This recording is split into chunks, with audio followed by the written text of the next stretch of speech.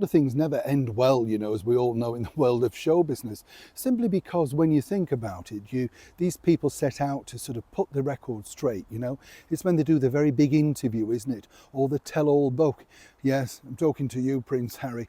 Everything then suddenly backfires, people pick it apart, people look at other aspects of it, and then suddenly you're caught out. And this is now the huge problem over here for the once very popular, some people say, former television presenter, this morning host, Philip Schofield. Let me explain. Hi, nice to see you. Thank you so much as ever for your time. I'll have a lovely wave today.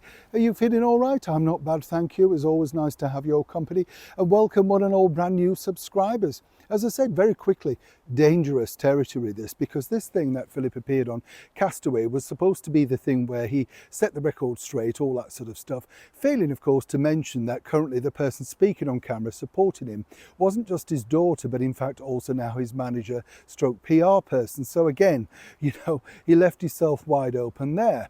But the bigger picture now is his own personal attack against his former employer, ITV, of which he was quite sort of vitriolic about, and you could understand that in many respects. But you see, the problem in the world of telly is there's a lot of people still there who remember, for instance, how Philip would have treated people. But you see, the bigger problem for Philip is there's a lot of people still working in ITV who will remember, recall, and more than happy to share exactly the true inside secrets of how people were treated when Philip was the kingpin of that particular show. Alongside, of course, he's now fallen out with former co-host Holly Willoughby.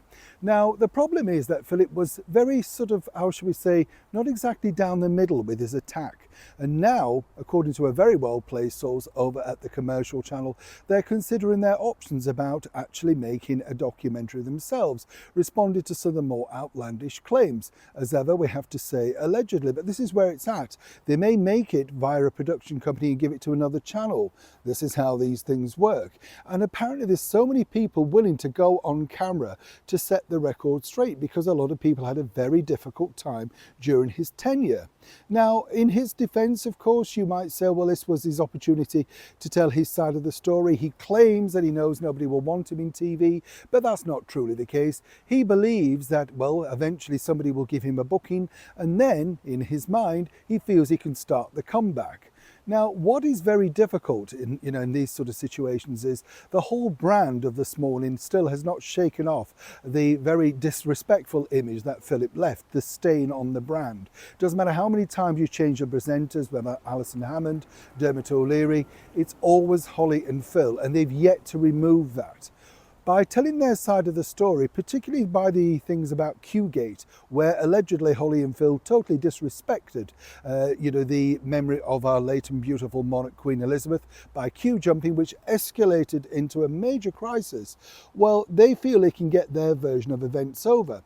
They've got nothing to lose. Philip has got nothing to lose. Why not get their version too? And maybe they could get some advertising revenue from sponsors and, more importantly, people to watch.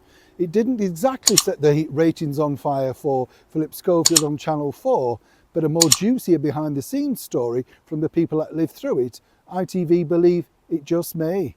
It's a developing story. When I know more, you'll know more. Neil Sean in the very heart of Kensington.